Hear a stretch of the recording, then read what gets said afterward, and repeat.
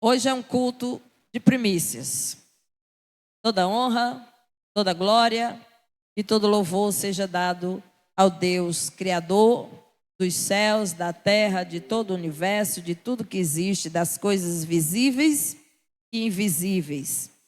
Por Ele tudo existe, tudo subsiste, Ele existe e subsiste por si só. Ele é o Criador, o Senhor, o sustentador, que tem o poder e o controle sobre todas as coisas. Ele tem o governo em suas mãos. O homem só vai até onde Ele quer que vá. Ele é o Deus que tem a sua soberana vontade e nada pode escapar das mãos dEle. E coisas que acontecem é porque Ele permite que aconteça, mas Ele está no controle de todas as coisas. Saiba que nem tudo está perdido, de forma nenhuma, porque existe um Deus que tem o domínio e o poder sobre tudo que existe. Louvado seja o nome do Deus Todo-Poderoso. A presença de Deus, amados. Então esse tema fala sobre a tua presença, Senhor. O que seria a tua presença? Visto que nós pregamos também sobre a onisciência de Deus. E a onisciência de Deus fala que Deus está em todo o lugar. Deus está em todo lugar. Mas Deus está em todo lugar é bem diferente de quando nós falamos sobre a sua presença. Tá certo, amados? Então a presença de Deus é consciente e ativa de seu poder na vida das pessoas e no mundo, que vai além da sua onipresença. Ou seja, a presença dele é algo que está muito mais além da sua onipresença. Ele está em todo lugar, mas nem por isso todas as pessoas estão na presença dele. Entenderam? Ele está em tudo, está em todo lugar, mas nem todas as pessoas estão na sua presença. E eu gostaria de trazer um texto para nós, lá em Mateus capítulo 18, versículo de número 20. E também vai expressar algo que Jesus falou. E até há muita comentarista que falam a respeito. Mas nós sempre pregamos a respeito desse versículo, em que o Senhor Jesus estava discorrendo em um discurso sobre disciplina e perdão. Mas ele vai soltar uma palavra aqui muito importante, que serve para tudo. Ele vai dizer, porque onde estiverem 2 ou 3 reunidos em meu nome, aí eu estarei no meio deles. Certo? Aí estou eu no meio deles. Esta é uma palavra, querido, que nós devemos tomar posse para todos os dias da nossa vida. Porque fala da presença de onde estiverem 2 ou 3. Esta é uma das promessas mais maravilhosas do Senhor Jesus. Porque a presença dele é independente de uma multidão. Ele pode estar presente aonde há uma multidão de pessoas, mas ele pode estar presente aonde há poucas pessoas. O que há em comum ou incomum, o que há aqui em diferença é que se nós estamos reunidos no nome dele, sob a autoridade dele e para ele, ele está presente. Essa aqui é a diferença dessa grande promessa maravilhosa que ele nos deixou. Pois não há nada mais precioso, amados, do que a sua doce e maravilhosa e suave presença. A presença de Deus. Alguém vai falar ou dizer assim, hoje eu fui ao culto, mas eu não senti a presença de Deus. Hoje eu fui ao culto e eu senti a presença de Deus. Qual é a grande diferença? Como nós podemos nos colocar? E realmente o que é essa maravilhosa presença? Porque, amados, falar da presença vai muito além da onipresença porque é a presença especial, intencional, transformadora para aqueles que a buscam. Ela é algo muito mais aguçado. Ela é algo que só vai sentir realmente aqueles que buscam, aqueles que são espirituais, aqueles que estão se colocando nesta presença. São esses que vão sentir. E eu lhe digo, é lamentável para um crente passar anos e anos de sua vida indo à igreja, frequentando um culto ou uma reunião e não sentir essa presença. Aleluia! Que o Senhor tenha misericórdia da nossa vida. Não é a quantidade de pessoas, como nós falamos, em si, mas é a qualidade, né? É a qualidade, é a intenção, é a disposição do coração. É o que nós viemos fazer aqui. O que foi que você veio fazer hoje aqui? O que te faz nesse momento estar aí conectado através das mídias sociais, ouvindo esta mensagem? O que te trouxe de dentro da tua casa para vir hoje trazer um culto ao Senhor? Você veio em busca dessa presença? Você veio adorar ao ser mais maravilhoso, ao Deus invisível e imortal, aquele que criou todas as coisas, o Senhor da vida. Hoje você está aqui com essa disposição para o adorá-lo, entregar a Ele um culto racional. Isso, ou qual foi a intenção? Provavelmente, talvez no meio destes todos, tenha alguém porque estava em uma escala, ou alguém porque se sentiu obrigado a vir. Aí é onde está a diferença entre quantidade e qualidade. A qualidade da tua adoração é o que fará você sentir esta presença.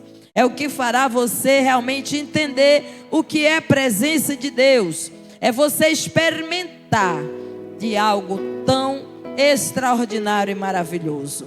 Aqui estamos por fé, nos apresentando diante do Senhor para adorar, para invocar o seu santo nome. Às vezes os servos de Deus desanimam até quando veem poucas pessoas. Por coincidência, provavelmente alguém aqui já passou o olho e já teve esse sentimento. Mas o Espírito Santo, Ele está no controle de tudo. O que Ele busca nesse momento é a disposição do teu coração, né? Nós nos preocupamos muito com cadeiras vazias, com cadeiras superlotadas, ou com mais cadeiras, ou com multidões. Mas Deus, Ele está à procura de corações dispostos a entregar a Ele um verdadeiro culto, uma verdadeira adoração. O Senhor, Ele está à procura de verdadeiros adoradores, aqueles que intencionalmente se colocam em sua presença para entregar a Ele o melhor culto. É isso que Ele realmente busca em cada um de nós. Amados, porque na presença do Senhor, o texto que nós lemos diz que há fartura de alegria. Na presença do Senhor há cura. Na presença do Senhor há libertação. Na presença do Senhor há alegria e disposição de coração. Você pode até estar passando por momentos difíceis, por crise em sua vida, mas quando você está na presença de Deus, a sua vida é restaurada. Você recobre o seu ânimo, a sua força, a sua alegria, a sua disposição para continuar a sua jornada de fé. É na presença dele que nós recebemos cura. É na presença dele que nós recebemos o poder. Poder para quê? O poder para continuar, para estar de pé, para estar nesse combate, para estar na obra, para estar servindo, para estar realizando a sua vontade, para estar cumprindo o seu chamado. Quando o servo é fiel e tem essa consciência, ele dá o melhor de si para o Senhor. para o Senhor. Ele dá o melhor de si, seja para muitas e seja para poucas pessoas também. Pois tem sempre em mente que uma alma é muito valiosa para o Senhor. Então, para nós, queridos, não importa aonde há 2 ou 3 reunidos no nome do Senhor, ou seja, na presença. Se você nessa noite está na presença, verdadeiramente Deus vai receber o teu culto. Se você está na presença, verdadeiramente este culto vai subir ao trono da glória de Deus. E o Senhor, Ele vai aceitar a sua face. A presença. Deus, Ele fez o homem para estar na sua presença. Essa foi a intenção original desde o princípio. Para que eles tivessem comunhão, Deus com os homens e os homens com Deus. Mas desde o princípio, amados, lá no jardim do Éden, é isso? Desde que o homem pecou contra o Senhor, que o homem passou a fugir de quê? Da presença. O homem passou a se esconder da presença. Lembra quando o Senhor desceu lá no jardim e disse: Adão, onde tu estás? Adão, ele estava se escondendo da presença. Viu? E o homem passou a fugir e a se esconder da presença por causa dos seus pecados. Como diz o profeta Isaías: os vossos pecados fazem divisão entre vós e o vosso Deus. E por isso o homem foi lançado fora da presença do Senhor. Também, amados, outros, segundo, fingem estar na presença.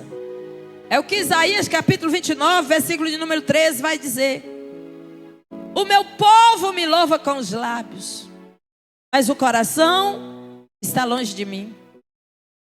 Porque o Senhor disse: pois que este povo se aproxima de mim, e com a boca e com os lábios me honra, mas o coração se afasta para longe de mim, e o seu temor para comigo consiste só em mandamentos de homens em que foi instruído.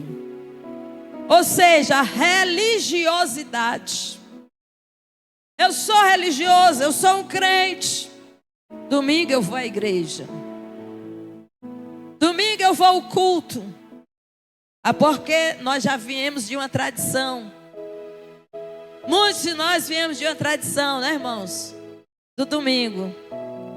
E a igreja. Mas, queridos, e a presença do Senhor, esta mesma palavra Jesus ele vai repetir em Mateus capítulo 15, versículo 8. Que o meu povo me louva com os lábios, mas o coração está longe de mim. São aqueles que aparentemente estão na presença. O irmão foi para o culto, o irmão estava no culto, mas não significa que o irmão estava na presença. Amém, queridos? Mas eu espero que hoje, neste culto, todos estejam na presença. Terceiro, uma minoria anda na luz da tua presença, Senhor. São poucos os que se dispõem a buscar, a desejar, a almejar, a querer, a perseguir, a insistir pela presença do Deus Todo-Poderoso. Então, na antiga aliança, amados, essa presença desde o princípio ela começou no jardim. O homem foi lançado fora da presença. Depois o Senhor disse: vamos fazer a arca. Moisés faz a arca. Faz assim, dessa forma. Porque lá vai representar a minha presença no meio do meu povo.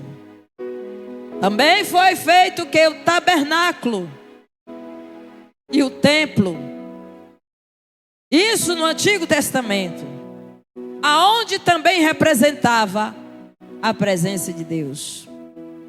Porque todo aquele que invocar o Senhor, lá no templo do Senhor, que se humilhasse, que orasse e que buscasse a face do Senhor, a sua presença, o Senhor iria ouvir dos altos céus, iria perdoar os pecados e sarar a terra. O Senhor promete que estaria a sua presença ali naquele lugar que o Senhor escolheu. Então, aonde o povo parava no tempo da peregrinação, o tabernáculo, aonde eles armavam a tenda, ali representava que estaria a presença do Senhor ali naquele lugar. E no Novo Testamento, aonde encontramos essa presença? Na pessoa do Senhor Jesus Cristo. Aonde encontramos essa presença? Na pessoa do Espírito Santo. E aonde nós podemos encontrar esta presença, amados? Na vida dos irmãos.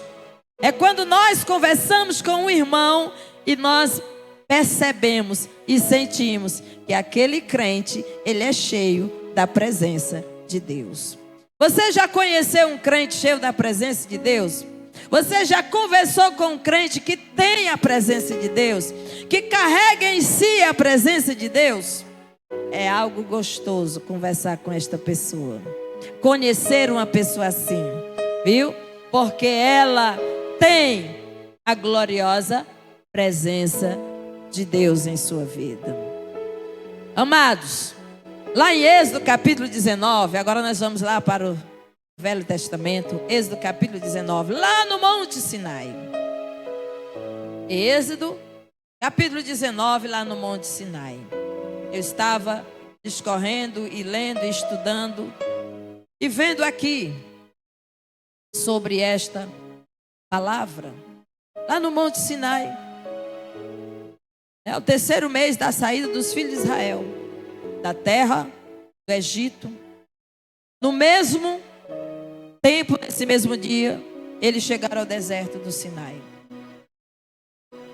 E lá o Senhor, ele vai dizer para Moisés que haveria de falar com o seu povo. Deus agora queria habitar com o seu povo, acompanhar toda a trajetória do seu povo, e que a sua presença estaria com o seu povo. Então o texto vai dizer o seguinte: eles acamparam ali no Monte Sinai, em frente ao monte, e subiu Moisés a Deus, e o Senhor o chamou do monte, dizendo, no versículo de número 3: assim falarás à casa de Israel, de Jacó, e anunciará aos filhos de Israel: vós tendes visto o que fiz aos egípcios, e como vos levei sobre asas de águias, e vos trouxe a mim. Agora, pois, diligentemente ouvirdes a minha voz, e guardardes a minha aliança, então sereis a minha propriedade peculiar dentre todos os povos, porque toda a terra é minha. E vós sereis um reino sacerdotal e o povo santo. Estas são as palavras que falarás aos filhos de Israel. Amados, o Senhor falou, e o Senhor disse a Moisés que ele viria para falar com o seu povo. No versículo de número 9 nós podemos ver: e disse o Senhor a Moisés: eis que eu virei a ti numa nuvem espessa, para que o povo ouça, falando eu contigo, e para que também te creiam eternamente. Porque Moisés tinha anunciado estas palavras ao povo do Senhor. E disse também o Senhor a Moisés: vai ao povo e santifica-os, hoje e amanhã, e lavem as suas vestes.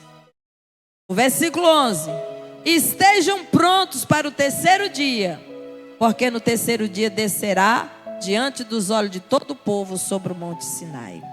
Aqui foi a própria manifestação da presença de Deus para o seu povo.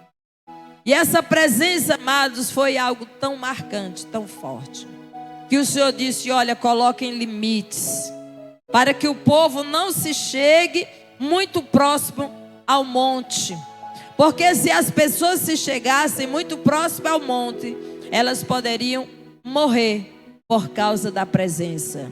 E para ir à presença, era necessário que o povo se santificasse, lavasse suas vestes, estivessem prontos, estivessem limpos para ir à presença do Senhor.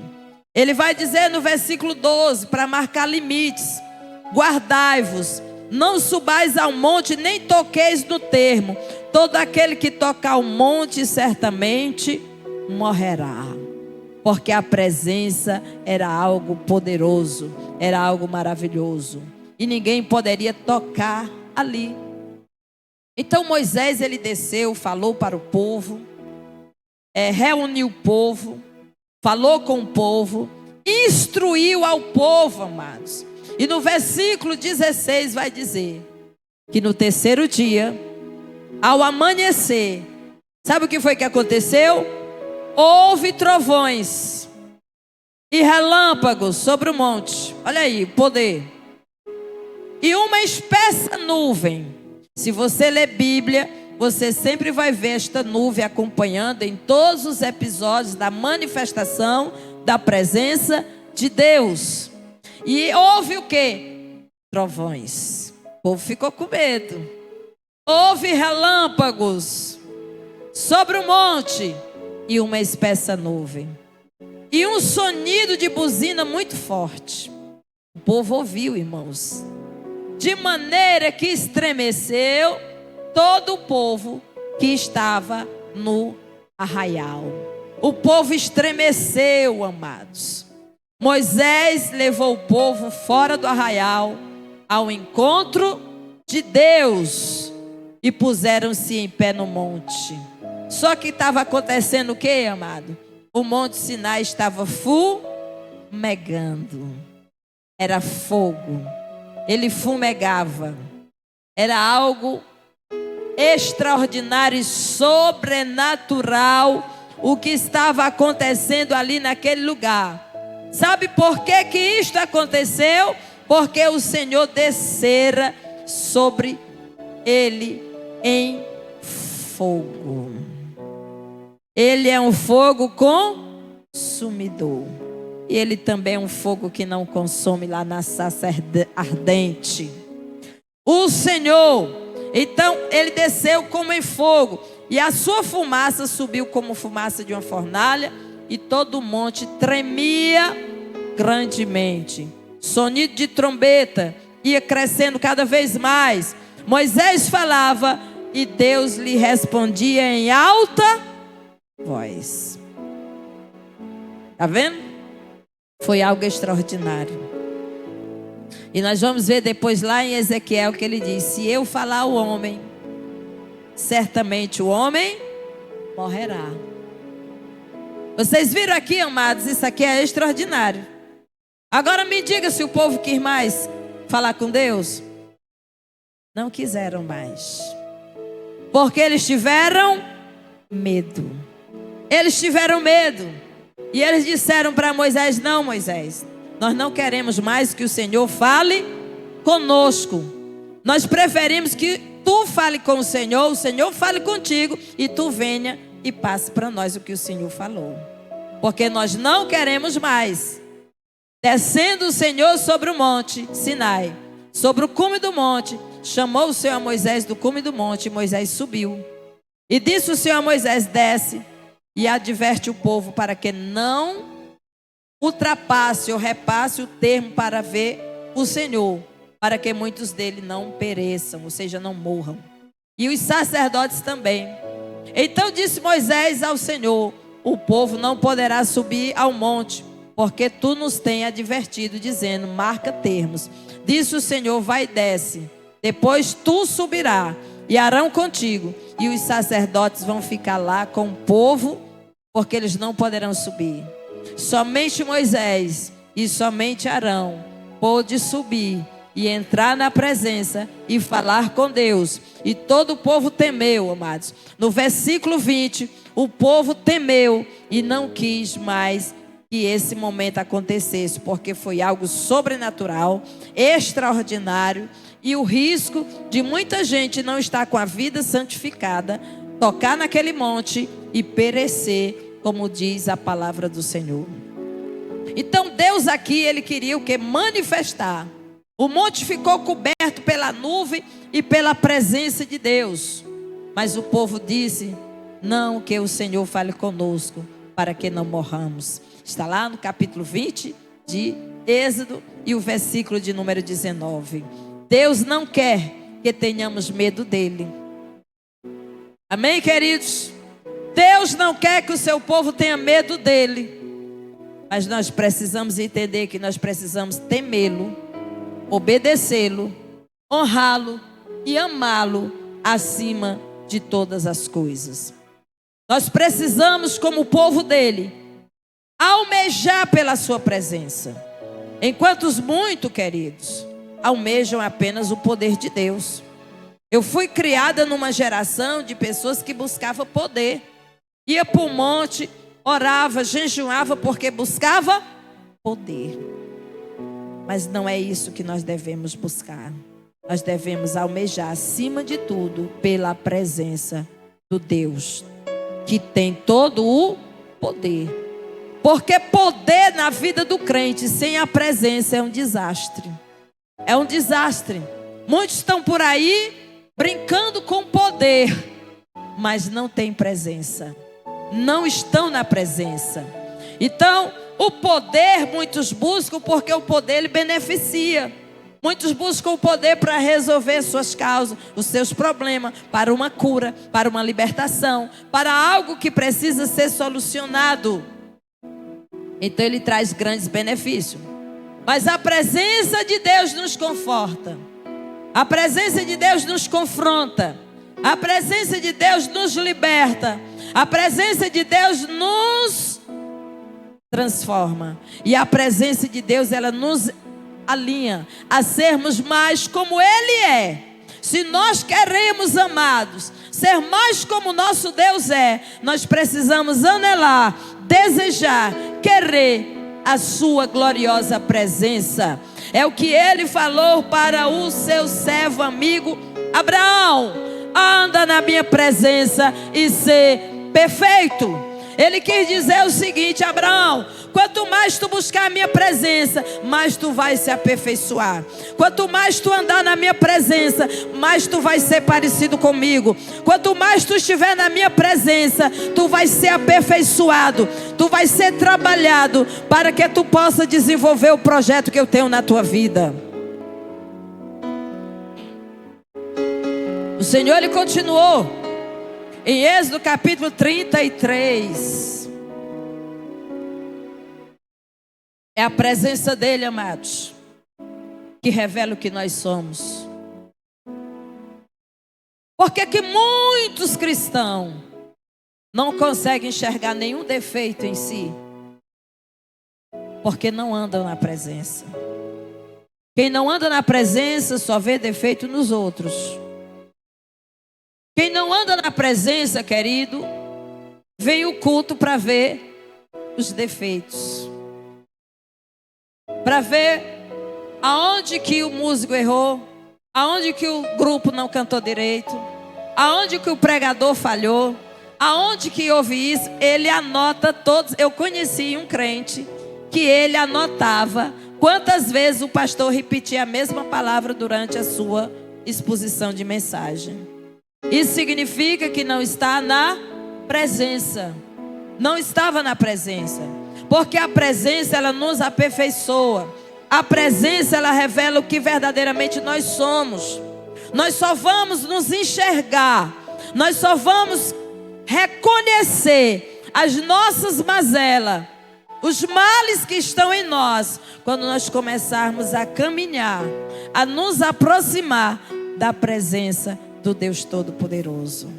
Aí nós vamos começar a ver os caminhos mal que há em nós, a maldade que há em nós e o que precisa ser trabalhado e transformado. Capítulo 33, versículo de número 7 de Êxodo diz assim: e tomou Moisés a tenda e a estendeu para si fora do arraial, desviada longe do arraial, e chamou-lhe a tenda da congregação. E aconteceu que todo aquele que buscava, todo aquele que buscava o Senhor, saía à tenda da congregação, que estava fora do arraial. Significava o quê?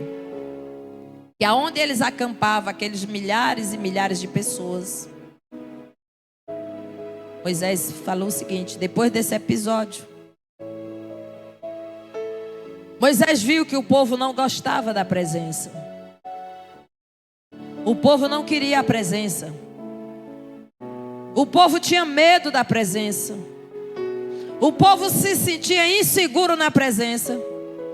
Porque a presença, ela revela os males. O pecado, ela confronta. E o que aconteceu? Ele resolveu, no capítulo 33, que ele não armaria mais a tenda no meio do arraial. A tenda agora seria armada fora, longe do arraial. E o texto vai dizer, vai enfatizar, preste atenção no versículo. E tomou Moisés a tenda e a estendeu para quem?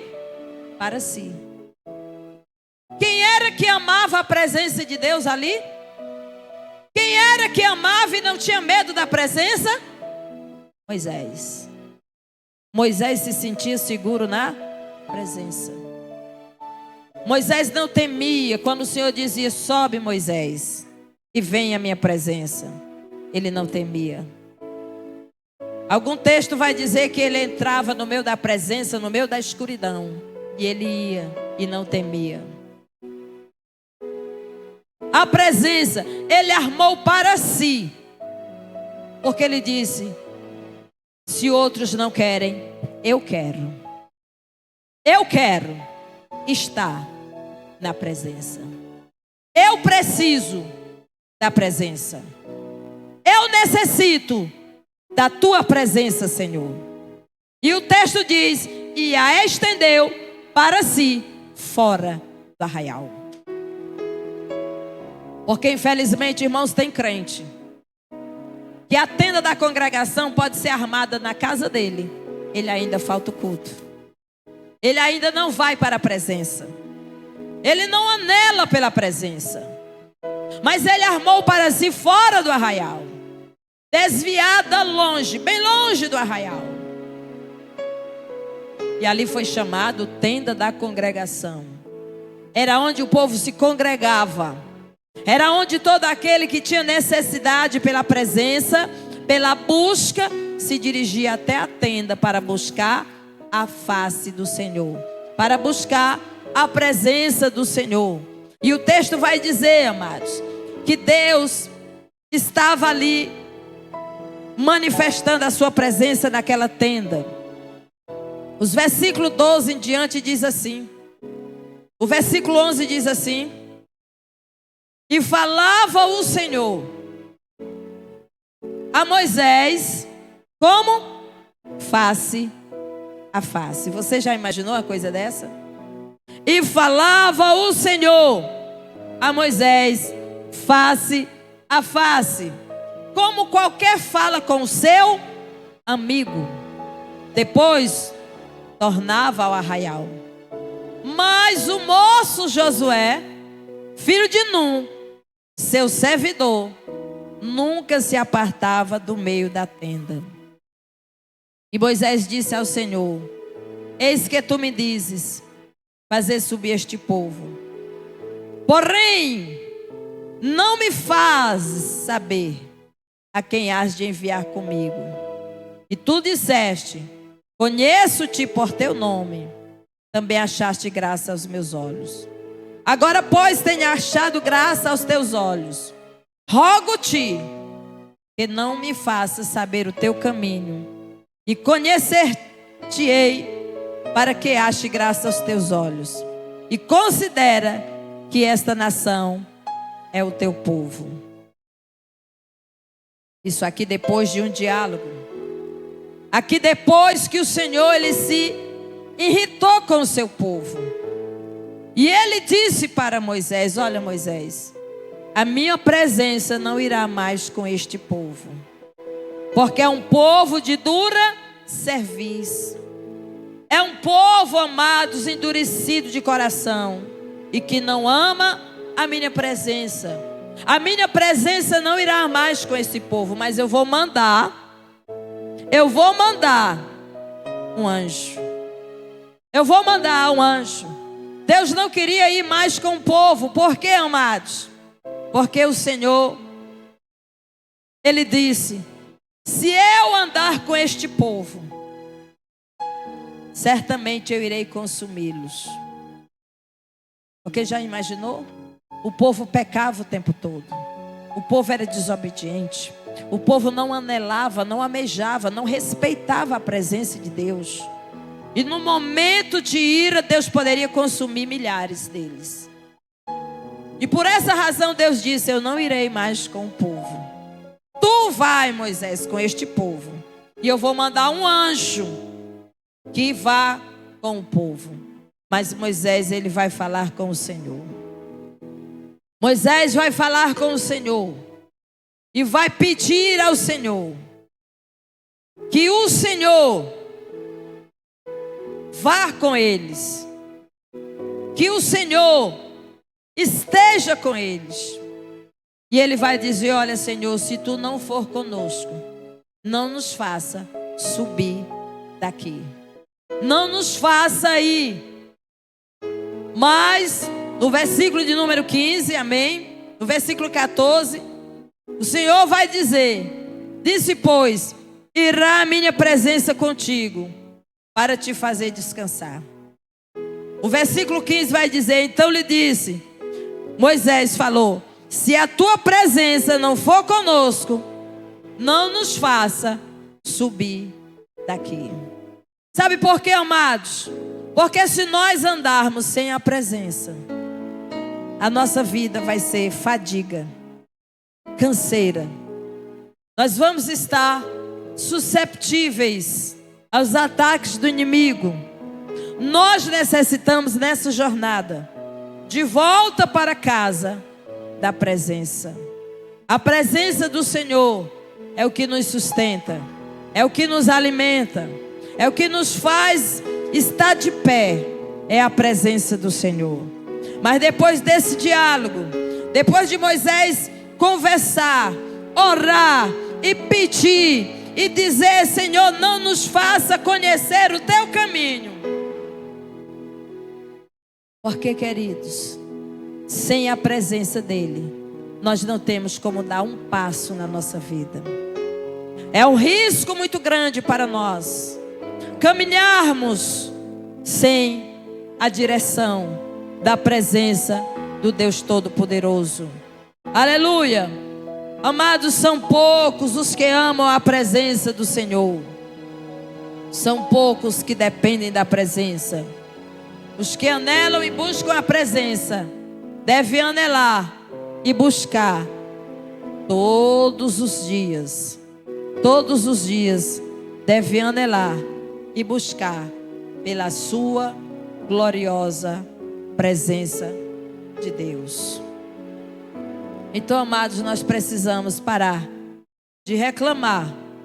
Nós precisamos parar de murmurar. E nós precisamos anelar mais pela presença do Altíssimo. Aleluia! Louvado seja o nome do Senhor para sempre. E o que nós devemos fazer, meus amados, para atrairmos mais dessa presença? Hein? O que devemos fazer? O que faço eu para estar nessa presença? Para viver esta experiência espiritual, essa intimidade com o Senhor. O que devo fazer eu? Para atrair esta presença, nós necessitamos, amados, de um coração voluntário. Como é o seu coração? A disposição do seu coração. De um coração voluntário. Todo serviço para o reino de Deus deve ser através de um coração voluntário. Talvez esse ano você trabalhou bastante para Jesus. Fez muitas coisas na igreja ou fora da igreja. Evangelizou, certo? Convidou pessoas. Desenvolveu um cargo na obra do Senhor. Desenvolveu uma liderança na obra do Senhor. Mas qual foi a disposição do coração, do seu coração, para realizar tudo isso? Houve murmuração, houve reclamação, você se sentiu sobrecarregado, se sentiu injustiçado, se sentiu muitas vezes sozinho, se sentiu abandonado, se sentiu que ninguém lhe ajudou. Como você se sentiu? Houve alguma murmuração, alguma reclamação? Deus está procurando um coração disposto, um coração voluntário, um coração que entenda que tudo que você faz, você está fazendo para o Senhor. E você tem que fazer com as melhores das intenções, com amor, com disposição, servindo ao Senhor, mesmo servindo ao homem, mas jamais servindo como se servisse ao homem, mas servindo ao Senhor, servindo pessoas, com um coração voluntário, porque o Senhor recebe tudo aquilo que provém de um coração disposto a lhe servir com alegria. A Bíblia vai dizer: servir ao Senhor com alegria. Aqueles que servem ao Senhor com alegria, esses atraem para si a presença. Atrai para si a presença. O Salmo 51, ele fala, Davi, ele fala sobre isso. Joel, ele fala sobre rasgar o coração. Rasgai o vosso coração perante o Senhor. Se humilhai. Entendei que cada um de nós precisamos do Senhor. E tudo aquilo que nós fazemos para Ele, devemos fazer melhor. Melhor do que se fizéssemos para nós. Amém, queridos? O Salmo 51, o salmista diz: Senhor, cria em mim, Senhor, um coração, um coração disposto, um coração voluntário. Não retires de mim o teu espírito. Vamos ler esse texto. Vamos ler esse texto lá do Salmo 51. Pode colocar. Tem misericórdia de mim, ó Deus, segundo a tua benignidade. Apaga as minhas transgressões, segundo a multidão das tuas misericórdias. Aqui Davi, ele estava fazendo uma oração de arrependimento, porque ele havia pecado contra o Senhor. Ele havia pecado, ele pecou.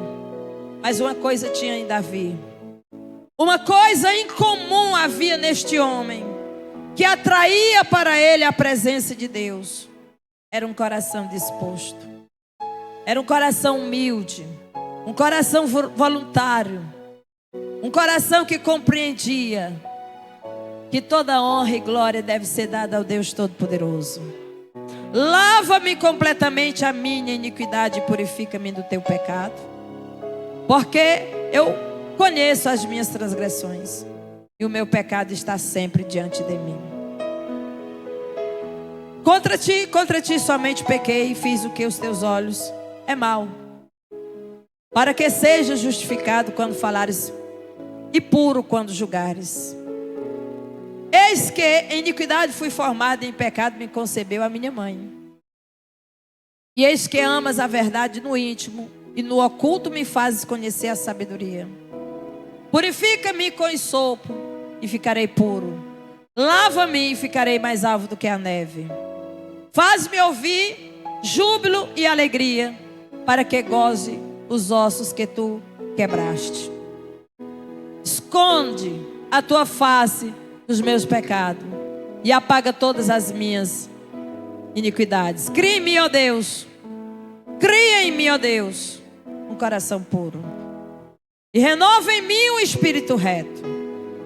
Não me lances fora da tua presença e não retires de mim o teu Espírito Santo. Amados, a pior tragédia de um ser humano é ele ser lançado fora da presença de Deus. Isso aconteceu lá no Éden. E pelo pecado de um homem, todos os homens que nasceram, já nasceram lançados fora da presença de Deus. Mas Cristo foi e é e será sempre a grande oportunidade para que o homem, ele esteja na presença de Deus. Não me lance fora da tua presença e não retires de mim o teu Espírito Santo. Já pensou, irmão, um texto desse? Lá nos Salmos, no Antigo Testamento, usando a expressão Espírito Santo. Geralmente só usa Espírito, né? Espírito do Senhor. A presença de Deus, amados, é o que nós mais devemos anelar. Se o teu coração é um coração voluntário, saiba que Deus, ele prescruta o nosso coração e o nosso entendimento. Ele prova o coração e os rins. Ele conhece tudo sobre você. Então não adianta para nenhum de nós disfarçar. O que nós temos que fazer é se lançar na presença como fez Davi. Se arrepender e se consertar com o nosso Deus. E nunca sair da gloriosa presença do Senhor. Nós necessitamos da presença de Deus todos os dias. Todos os dias. É o que nós lemos em Êxodo 33 e 7. Todos os dias nós precisamos da presença. É por isso que Moisés armou a tenda da congregação para si, fora do arraial, bem longe. Já pensou a disposição desse homem? De sair para longe, para cultuar, para adorar, para orar, para estar face a face com Deus, recebendo a instrução para ele liderar um povo tão difícil, mas é o povo de Deus. Requer disciplina. Requer disciplina para que nós possamos buscar a presença de Deus. O nosso cotidiano, o nosso dia a dia, irmãos, ele é um grande impedimento de nós buscarmos a presença, sim ou não? Os problemas, as dificuldades, os dilemas, isso tudo gera uma grande dificuldade para buscarmos a presença de Deus. E nós precisamos ter disciplina. Colocar a nossa vida em uma disciplina. Porque se nós anelarmos a presença do Deus Todo-Poderoso e Invisível, mais do que tudo em nossa vida, tenha certeza que o mais na tua vida Ele fará. Sabe por que nós passamos tanta dificuldade na nossa vida, irmãos? Porque nós estamos tentando o tempo todo resolver os nossos problemas. Sabe por que nós enfrentamos tantas adversidades? Porque nós não anelamos pela presença. Se nós passássemos mais tempo na presença, nós teríamos menos problemas. Amém? Você precisa experimentar para ver se esta palavra realmente vai funcionar na sua vida. Não queira passar anos da sua vida desperdiçando desperdiçando seu tempo sem usufruir desta presença.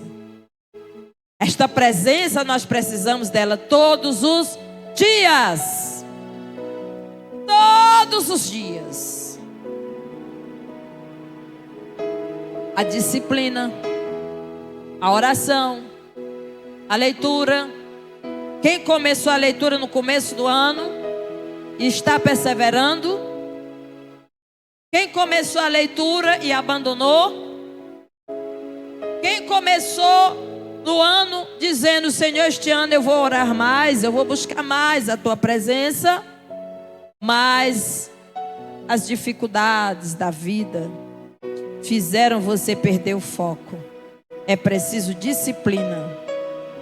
Tem surpresa agora no final do ano para quem perseverou. Amém? Unidade. A unidade da igreja, a unidade dentro de casa, a unidade uns com os outros, ela atrai a presença.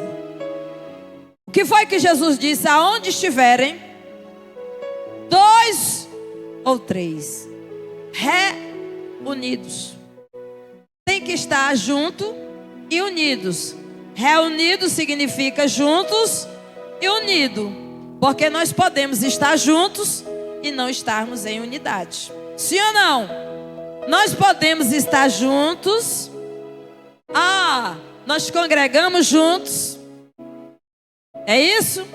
Cultuamos juntos, mas não significa que nós estamos unidos. E o que atrai a presença de Deus é exatamente a unidade. Deus não está onde há divisão. A presença, ela está onde há unidade, comunhão, amor. Já dizia o hino bem antigo: divisão não vem de Deus. Aqueles que dividiram no deserto porque não tinha comunhão foram consumidos pelo deserto. Sim ou não? Daquela geração, apenas 2 pessoas que permaneceram na presença, em unidade, que foram Josué e Calebe. Esses entraram na promessa, na terra prometida, possuíram a terra, porque creram, porque se manteram juntos e em unidade. É difícil de entender? Não é difícil de entender, é muito fácil de entender. Onde está a presença de Deus? Aonde está? Tem muita gente que acha que a presença de Deus está em muito barulho. Nada contra barulho.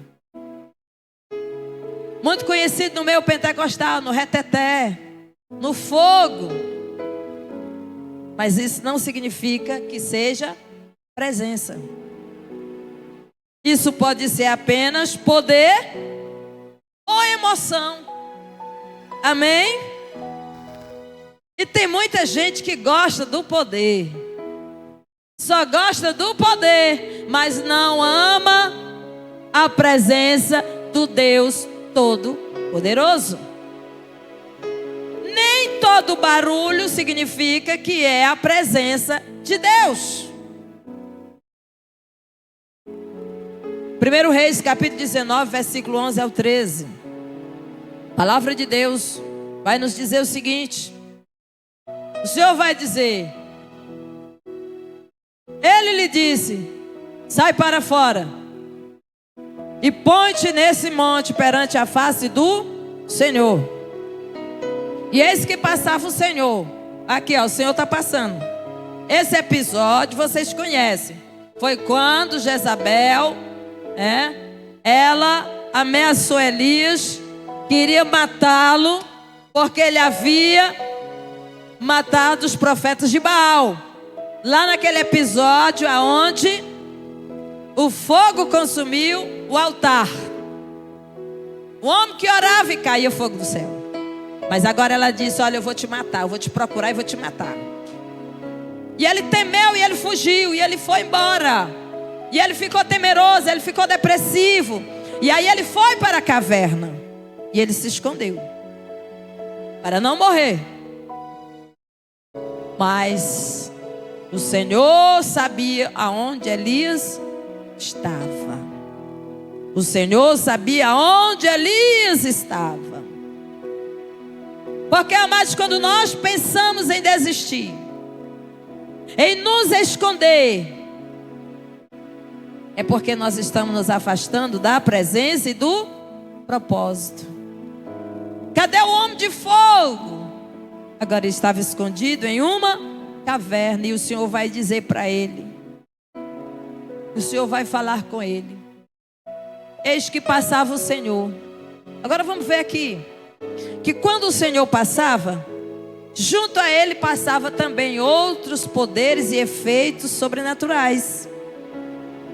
Mas vai dizer, como também um grande e forte vento. Olha aí. Quando o Senhor passava, também passou um grande e forte vento. Aí o texto vai dizer que fendia os montes. Já pensou, irmão? As pedras se fendiam, as pedras se quebravam. O negócio era forte demais. Que fendia os montes e quebrava as penhas, que é pedras, diante da face do Senhor. Aí o texto vai dizer, porém o Senhor não estava no vento. Está vendo? Não significa que todo poder que quebra, viu? Que é aquela coisa demais, que o Senhor está presente. Porém o Senhor não estava no vento. Depois do vento, um terremoto. Meu Deus do céu. Um terremoto. Também o Senhor não estava no terremoto. Agora, e depois do terremoto, um fogo. Porém o Senhor não estava no fogo. Tem fogo, que é fogo estranho. E o Senhor não está nesse fogo. Veio fogo, irmão. Aqui mais uma vez uma manifestação sobrenatural, sim ou não? O fogo. Porém o Senhor não estava no fogo. Mas depois do fogo, depois de tudo isso, uma voz mansa e delicada.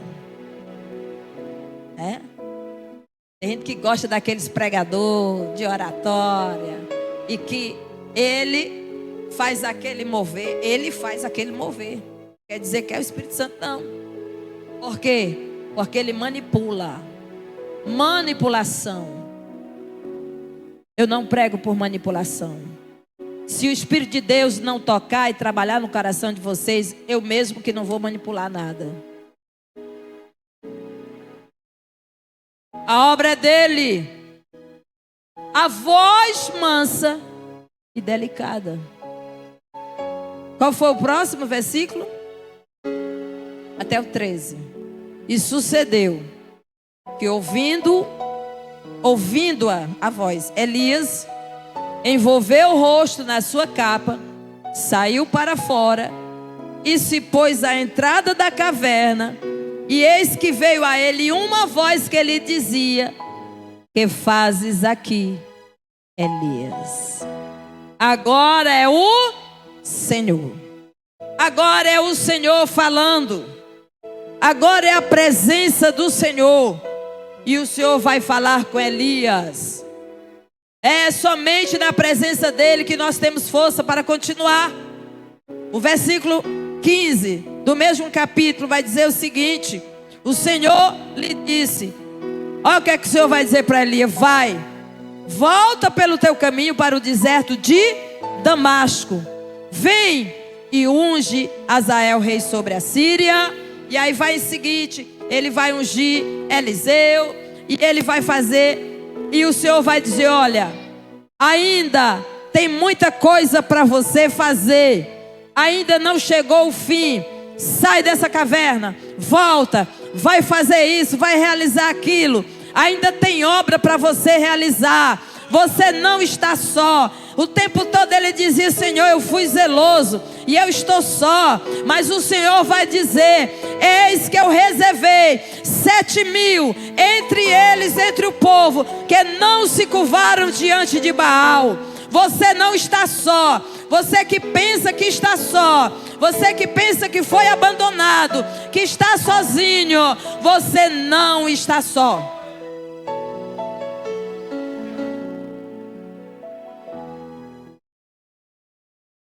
Amados, nós precisamos da presença do Senhor para tudo. A Arca da Aliança, ela representava o quê? A presença de Deus. Mas a Arca da Aliança, amados, ela ficou vários anos, né?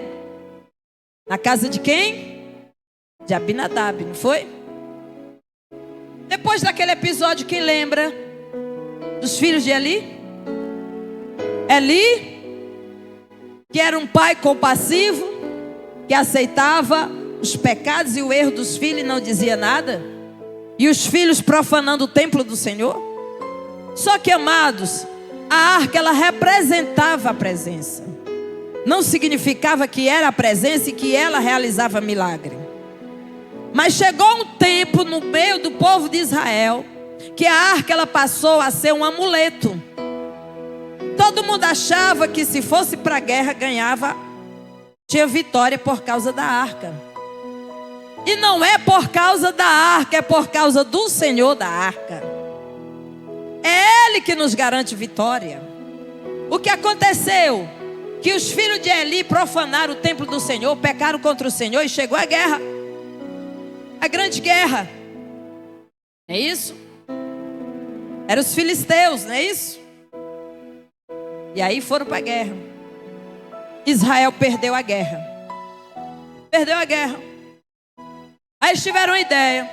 É porque nós não levamos a arca. Manda buscar a arca. Porque se a arca estiver aqui, no campo de batalha, nós vamos ganhar. Trouxeram a arca. Quando eles trouxeram a arca, foi aquele episódio que os filhos de Eli foram mortos, não foi isso? Ofni e Finéias foram mortos. Um moço fugiu, foi dar a notícia ao pai. Quando o pai ouviu a notícia, era muito gordo, já idoso, já quase cego, caiu da cadeira, morreu. Uma das mulheres, um dos filhos dele estava gestante, entrou em trabalho de parto, teve a criança, morreu também, a mãe, ficou só o menino. E aí tem o termo: foi-se a glória do Senhor. O que aconteceu, irmãos? Eles tiveram uma surra, eles perderam essa guerra, morreu vários homens nessa guerra. Sem a arca morreram alguns homens na primeira. Com a arca morreu mais de 30.000 homens. Foi muita morte. Meu Deus. Aí os filisteus pensaram o seguinte: rapaz, essa arca, ela dá sorte, viu? Vamos levar ela para nós. Vamos levá-la para nós. Porque nas nossas batalhas, a gente leva a arca e a gente sempre vai ter vitória. O que aconteceu, amados? Foi algo desastroso. Foi algo bem desastroso. A arca na mão dos filisteus. Sabe por quê? Porque a presença, ela não combina com vida de pecado. Não. A presença de Deus, ela é extraordinária. Mas quem lembra? Santificai-vos. Primeiro, segundo e no terceiro dia se apresentem perante o Senhor. Limpos, significando a vida espiritual. Aí os filisteus estavam com a arca, mas a arca trouxe graves problemas. Porque a presença na vida de crente desmantelado dá tudo errado, irmão. Eu sempre digo, ó, filho de crente que começa a fazer coisa errada lá no mundo, dá tudo errado para ele. Porque tem mãe, tem pai, tem gente orando na família. Ou tu se converte ou tu vai morrer.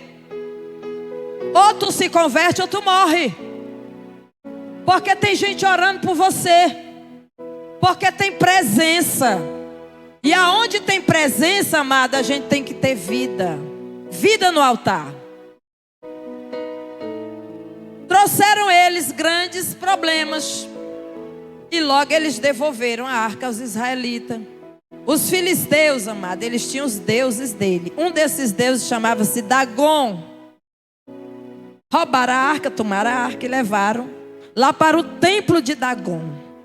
Chegaram lá no templo de Dagon, colocaram a arca lá, na frente de Dagon. Dagon era o quê? Uma imagem, né? Quando foi de manhã que eles foram lá, o Dagon estava no chão. Dagon tinha caído, né? E tinha cortado o pescoço. E eles acharam aquilo estranho. Levantaram o Dagon, ajeitaram o Dagon, né? Botaram lá. Quando foi no outro dia, estava de novo o Dagon jogado no chão, de bruço. Só que havia algo interessante. Não era quebrado. Era como se alguém tivesse cortado, né, irmãos? E cortaram as mãos e a cabeça de Dagon, bem na frente da arca. Mas outra coisa aconteceu. Meu Deus. Os homens começaram, e o povo, a ter muitas enfermidades. Começaram a ficar cheio de enfermidade no corpo. Viu, amados? Olha, e mais, os homens ficaram tudo chagados, tudo cheio de ferida, tudo. Foi a tribulação. E sabe o que aconteceu mais? Uma peste de rato tomou conta de tudo, da plantação dos filisteus. Era rato por todo canto. Aí o que eles fizeram? Não, pelo amor de Deus, leva essa arca de volta, joga para lá para o meio do povo deles. Tira daqui. Tira esse negócio daqui, porque esse negócio aqui não dá certo para nós. E aí foi exatamente nesse tempo que a arca foi para a casa de Abinadab. Lá na casa de Abinadab, irmãos, esse tempo foram tempos difíceis. Morreu Eli, né? E agora vai se levantar ainda quem? O grande homem de Deus chamado Samuel. E o grande homem de Deus chamado Davi. Até que se complete esse tempo, a arca ficou longe, na casa de Abinadab. Porém, lá na casa de Abinadab, se passar o tempo e a arca ficou lá, sabe quantos anos, irmãos? 20 anos. O que significava a arca? A presença de Deus. A presença de Deus, amados. Só que lá na casa de Abinadab, durante esses 20 anos, nada de extraordinário aconteceu. Nada. Sabe o que é isso, amados? É você passar 20 anos na igreja e a sua vida espiritual nunca melhora. É você nunca aproveitar da gloriosa presença. A gente gosta das bênçãos, não é isso? A gente gosta de orar e Deus curar, de orar e Deus abrir as portas. A gente gosta de prosperar. A gente gosta dos benefícios, mas a gente não anela pela presença de Deus. E essa, amados, é a nossa preocupação. Crentes passarem 20 anos bem próximo da presença e não usufruírem desta presença. Não darem o devido valor à presença. Não respeitarem, não honrarem, não valorizarem.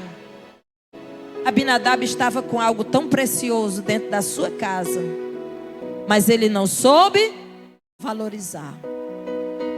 Ele não soube dar valor ao que estava dentro da sua casa. Aleluia. 1 Samuel 7, do 1 ao 2. Eu já termino, amados. Está passando só um pouquinho, mas eu estou concluindo. Então vieram os homens de Kiriat Jeazim e levaram a arca do Senhor e a trouxeram à casa de Abinadab, no outeiro, e consagraram Eleazar, seu filho, para que guardasse a arca do Senhor. Pronto. E ficou lá durante esse tempo todo. Agora lá em 2 Samuel. 2 Samuel capítulo 6, versículo 11. Vai dizer aquele episódio que depois daí, Davi agora e o povo pedindo, eles resolveram levar a arca para Jerusalém, não foi? A presença, o povo estava querendo a presença em Jerusalém. E aí eles foram levar a arca para Jerusalém. E foi quando houve aquele episódio que colocaram a arca em cima de carros de boi. A arca ia tombando e os que iam próximo, quando tocaram nela, eles morreram. E por conta desse episódio, a arca foi esbarrar na casa de quem? E ficou a arca do Senhor em casa de Obed-Edom, o geteu. Depois de 20 anos, eles vinham trazendo a arca. Não foi programado para ir para lá. Foi um episódio que aconteceu. No meio do caminho, os bois, o carro tombou e não era para ser levada daquele jeito. Desobedeceram. A arca tinha que ser levada por mãos de homens consagrados, separados, porque ela representava a presença do Senhor. Quem lembra que ninguém podia tocar no monte? Ninguém podia se aproximar e tocar no topo do monte porque poderia morrer? Quem lembra? Eles tocaram na arca. E quando tocaram na arca, morreram. E ali foi, amados, um momento que Davi se entristeceu. Foi um momento terrível. E foi exatamente nas mediações da casa de Obed-Edom. Obed-Edom geteu. Quantos meses ficou lá? 3 meses. E o que o texto vai dizer? E abençoou o Senhor a Obed-Edom e toda a sua casa. O que foi que houve de incomum de uma casa para outra? Foi a honra, o respeito que foi dado à presença do Senhor. Amados, quando nós compreendermos isso, a nossa vida espiritual ela vai melhorar. Não é apenas vir um culto, não é apenas marcar uma presença, mas é você estar na presença do Altíssimo. 3 meses.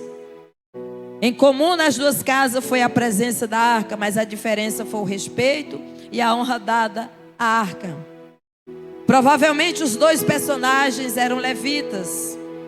A arca estava guardada. Dentro dela, vocês sabem, 2 tábuas da lei, um vaso com maná e a vara de Arão. Era o que estava lá dentro e representava a presença. A arca foi construída sobre revelação do Senhor, divina. A arca era para lembrar o povo que Deus estava presente entre eles. Sempre que eles olhavam para a arca, eles deviam lembrar que Deus estava no meio deles, que Deus estava presente entre eles. Como foi a arca? Na casa dos 2. Houve uma grande diferença. E assim, amados, como nós estamos tratando a presença na nossa casa? Sabe qual é a presença hoje na nossa casa? A casa é a sua vida. A sua vida ela está no altar. Ela está adequada, ela está valorizando esta presença que é o Espírito Santo. Essa é a diferença. Porque Deus abençoou a casa de Obed-Edom. Obed-Edom, amados, ele foi um homem extremamente abençoado. Depois que levaram a arca, depois de 3 meses, levaram a arca para Jerusalém. E os textos vão declarar que Obed-Edom, ele passou agora a servir na casa do Senhor, no templo. Obed-Edom passou agora, amados, a ter cargos dentro da casa do Senhor, porque assim o Senhor quis. Porque certamente Obed-Edom e toda a sua casa souberam dar o devido valor à presença de Deus. Eu quero fechar, amados, o Salmo 16, versículo 11, para nos declarar, fique de pé, que desejamos a tua presença, Senhor, almejamos pelo Senhor. Far-me-ás ver a vereda da vida. Na tua presença há abundância de alegria. A tua mão direita há delícias perpetuamente. Nós precisamos, amado, nos tornar dependentes desta presença, desejosos por esta presença, pelo Senhor nosso Deus. Deixarmos de tanto pedirmos os benefícios que Ele nos dá e almejarmos mais por Ele, mais dEle e mais da sua gloriosa presença. E nesta canção, você com o coração contrito e arrependido e voluntário, possa pedir isso ao Senhor. Se arrependa dos seus pecados. Se arrependa de 20 anos, de 10 anos, de 15 anos ou mais anos de indiferença. E procure valorizar mais a presença de Deus. Vamos louvar?